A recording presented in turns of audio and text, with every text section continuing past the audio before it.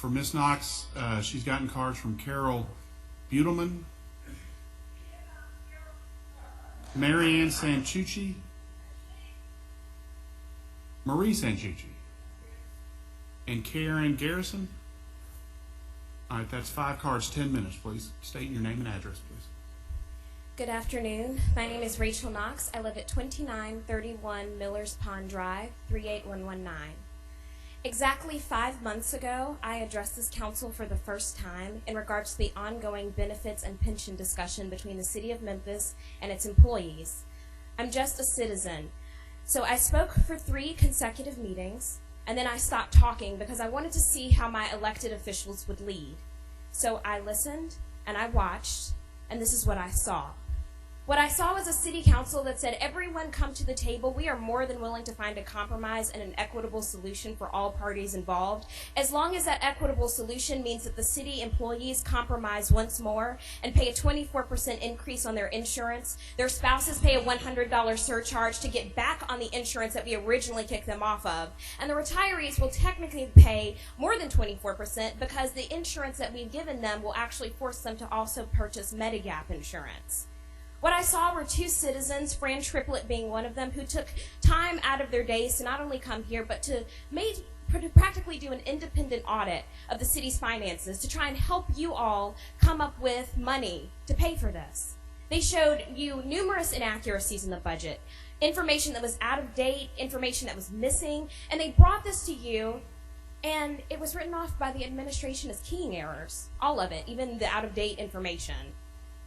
And it wasn't keying errors, it was formula errors. But more than that, more than any of the technicalities of the budget that she has enumerated many times to this council, what frustrated me the most as a citizen is that the City of Memphis invests $156,000 annually into the salary of 3 analysts who make an average of $52,000 a year. Those 3 people are a resource, and they are assigned to you individually to go over any questions you have about the budget, to clarify any information, and to answer any questions so you all can make the best decisions for the citizens of this community. The fact that the citizens could ask you questions about the budget and none of you could answer them showed me not only what little disregard you had for the position you were elected to hold, but it showed me what little disregard you have for the citizens of this community.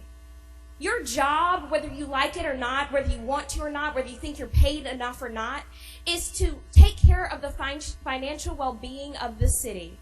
That is your job. And the fact that you all can't be vested in the most important aspect of your job, and you wag your fingers at the administration and talk about what they are or are not doing, you have no one to blame but yourself because, like Mr. Lowry pointed out, no monetary expenditures go through the city without your approval or disapproval. Finally, what I saw was, I thought, a moment of clarity and even wisdom when Councilman Lowry introduced his ordinance and said, any reforms that we're going to have to this pension plan will only affect new hires. And I thought, oh my gosh, the council is compromising for once. But then I thought, no, that's an ignorant thing to think, because it's not a compromise when you just follow through on what you promised originally. That's just staying true to your word.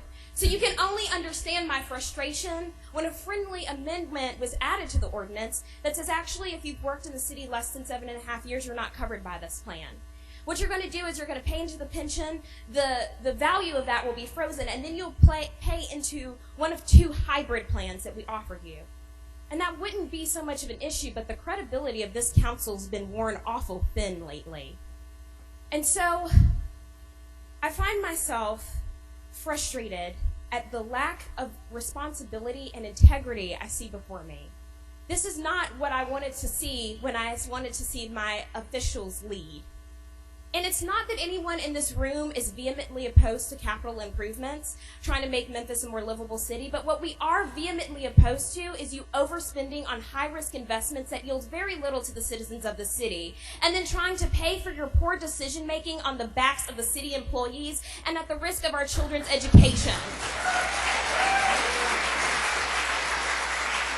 So here's the deal. As many of you are aware, there are 289 days to the next election. And some of you might be tired or burned out. Maybe you want to cash out because you came for what you were looking for. Do us a favor, don't run again. But if you do decide to run again, or you want to run for a more elevated position in the city of Memphis, rest assured, me and the people in this room and the people who are not in this room, but those who are well apprised of what you've been doing and how you've been putting profit over people every time, we will spend every hour of that 289 days to wake up the public, to tell them what you've done, and to make sure that we vote you out. Thank you.